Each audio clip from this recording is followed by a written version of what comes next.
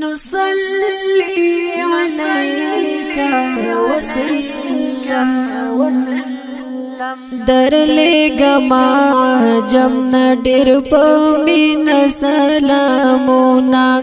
هم وایا ما حبیب ډېر په مینا درودونه هم وایا ما حبیب ډېر په مینا درودونه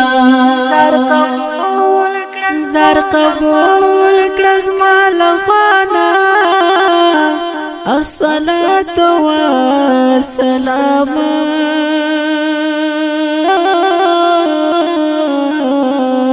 اللہ کڑی قرآن کستا بشمیر صفتنا